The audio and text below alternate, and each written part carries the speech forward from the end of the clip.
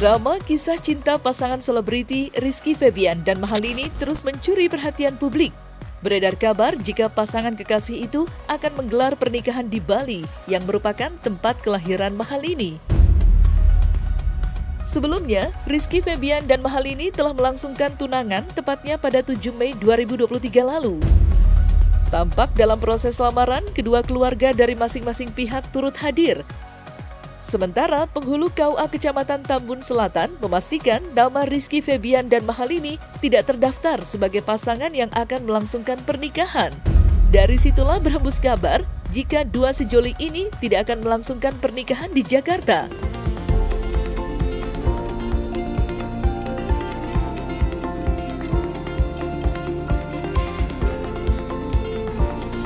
Pengetahuan kami yang ada di kantor KUA Kecamatan Tambun Selatan, perihal pendaftaran nama yang tersebut belum ada dan belum terdaftar di sini. Bisa di tempat lain, tapi harus melalui rekomendasi dulu dari kelurahan sini. Kemudian KUA sini bisa di KUA yang bersangkutan di mana dia akan melangsungkan pernikahan. Ya mungkin dia mendaftarkan di KUA tempat lain. Jadi prosedurnya kalau mendaftarkan di tempat KUA lain itu harus kan melampirkan dulu dari surat pengantar dari RT, RW, kemudian ke kelurahan, minta rekomendasi dari kantor KUA Kecamatan domisili, langsung direkomendasikan ke kantor yang akan dilaksanakan oleh Febian.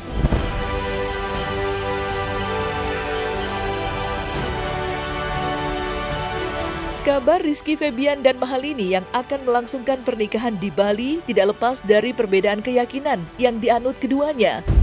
Sudah menjadi rahasia umum jika hubungan percintaan keduanya mengundang banyak cibiran dari netizen lantaran mengabaikan rambu-rambu agama. Lantas, seperti apa pandangan pendakwah Ustadz Fatullah terkait hal tersebut?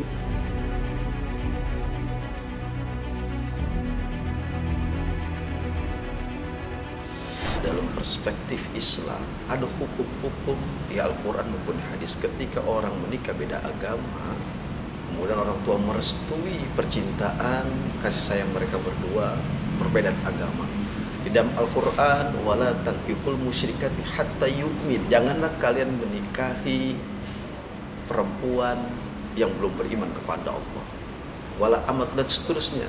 Ketika dia musyrik, maka jadikan dia beriman kepada Allah, jadikan dia Islam kepada Allah Subhanahu wa Ta'ala. Kalau lakinya dia muslim, tapi kalau di sini dia menikah perbedaan agama, hukumnya haram.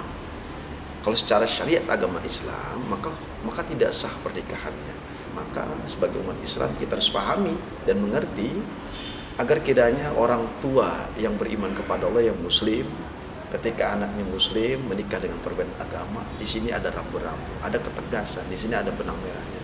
Ketika diridhoi anaknya menikah menyampur yang bukan agamanya agama Islam, maka orang tuanya dapat dosa di hadapan Allah. Orang tuanya dosa. Karena kenapa? Sudah merestui daripada pernikahan mereka, perbedaan agama. Intinya di sini adalah beriman kepada Allah. Muslim yang beriman kepada Allah. Dan jelas-jelas statement Allah dalam Al-Quran, wala tankihul musyrikati hatta yu'min.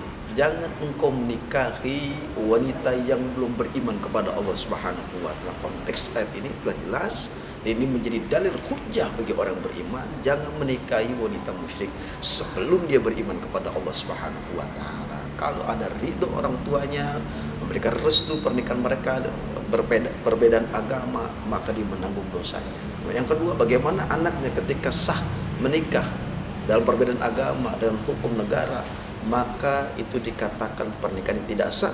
Kemudian mereka bersenggama, bersetubuh, maka jatuhnya adalah zina. Siapa yang menanggung? Tetap orang tua dosanya. Lalu pernikahan mereka tidak dihalalkan di hadapan Allah, justru mereka bisa dikatakan adalah kumpul kebo. Dan ini menjadi suatu bala dan musibah, tidak selamat dunia dan akhirat. Akil balik itu dalam Islam itu mengerti dan paham hukum. Ini disebut akil balik, sudah dewasa kata-kata, sudah memilah dan memilih haknya. Tapi kalau keluar dari konteks agama Islam, meskipun dia akil balik, tidak dibenarkan. Dalam Islam, akil balik adalah orang yang dewasa, mengerti faham Quran dan hadis, hukum-hukumnya. Ini loh orang Islam yang beriman kepada Allah. Jangan ini jadi kendal dan hujah. Sudah akil balik, sudah dewasa, sudah haknya masing-masing. Orang tua kemudian melepaskan. Tetap ada rambu-rambu, nasihat, masukan. Ketika ini ada perbedaan agama, orang tua wajib ikut campur. Wajib tidak merestui, tidak meridhoi. Dan ini kewajiban orang tua. Karena pernikahan adalah masih ada tanggung jawab kedua orang tuanya. Ketika dia menikah perbedaan agama, orang tua wajib untuk memberikan nasihat, masukan, arahan, agama dihadirkan di situ. Tapi kalau mereka masih menabrak hukum Islam, orang tua sudah menasihati, orang tuanya tidak berdosa. Kan tapi ketika anak ini memaksakan dirinya, kehendaknya menikah dengan perbedaan agama, tidak dibenarkan. Anaknya termasuk adalah murtad di hadapan Allah Subhanahu wa taala. Dia tidak Islam lagi, tidak beriman kepada Allah, dan itu adalah haknya dia. Tapi di dalam agama jatuhnya hukumnya murtad.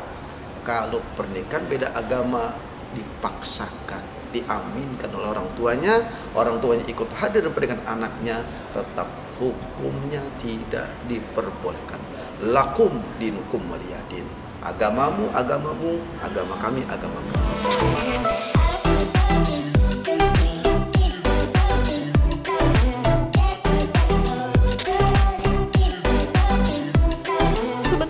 Ayah Mahalini, I Gede Suraharja, menyerahkan semua keputusan terhadap pilihan putrinya. Sebagai orang tua, ia hanya memberi restu untuk kebahagiaan sang anak, terlebih menyangkut keyakinan yang menurutnya tidak bisa dipaksakan. Jadi sekali lagi, semua apa yang dianggap baik, maka semua itu diserahkan pada masing-masing pihak. Dalam hal ini, Rizky Febian dan Mahalini, yang pada akhirnya mereka berdualah yang akan menjalaninya nanti.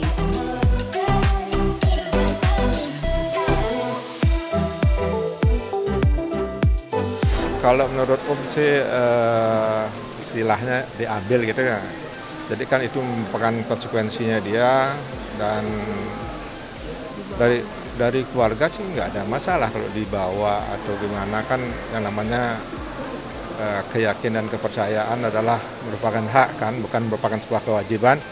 Jadi istilahnya ya diserahkanlah 100% kepada dia. Enggak sih, kalau curhat-curhatan sih nggak ada ya.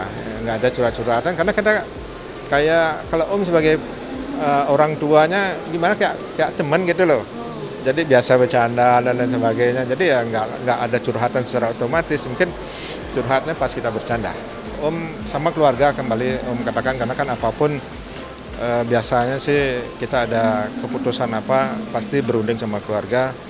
Jadi kembali kita serahkan sesungguhnya semuanya kepada anak-anak, apapun yang dia lakukan. Yang penting kan udah kasih tahu, Iki udah tahu, anak-anak aku tuh udah tahu, semuanya tuh udah tahu. Yang seharusnya bagaimana mereka udah tahu, dan saya sebagai orang tua sudah ngasih tahu.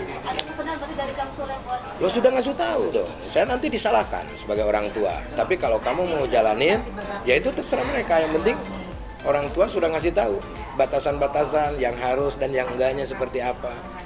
Kan kita sebagai orang tua jangan terlalu langsung ngejudge orang. Wah, beda nih, nggak boleh. Nggak dong, kita kasih tahu anaknya. Secara privacy itu kita gitu. Jadi nggak perlu dibesar-besarin lah urusan kayak seperti itu. Kan kita Pancasila juga kan. Namanya jodoh kita nggak tahu. Orang jalanin sampai puluhan tahun juga kalau bukan jodoh mah ya lepas juga gitu. Yang penting tahu aturannya kayak gimana. Kamu harusnya kayak gimana, tapi kalau kamu mau jalanin itu terus ya monggo. Kita tidak mau memisahkan kebahagiaan anak, walaupun menurut orang itu katanya nggak boleh, ya kan? Ya, biarin aja gitu. Kita lihat aja lah, Tuhan itu pasti ada rencana di balik semua lah kejadian inilah gitu. Dan kita pasrahin aja sama Yang Maha Kuasa, apapun yang terjadi, yang penting kita tidak menyakitin siapapun, itu intinya. Semuanya support sih, gimana kitanya saling support, semuanya support, walaupun yang penting itu positif dan masih dalam ruang lingkup yang wajar, yang penting positif dan nggak jalannya kemana-mana. Kalau misalkan aku sama Lini ya biarkan aku sama Lini, tapi aku harapannya sama orang-orang di luar sana ya doanya aja yang terbaik, semoga diberikan jalan yang baik, semoga dijauhkan sama orang-orang yang ya jauhkan dari mara bahaya, dari orang-orang yang tidak suka sama kita, kayak gitu sih sebenarnya. Karena mau bagaimanapun kan yang di atas lebih mempunyai kehendak jalannya ke depannya harus seperti apa.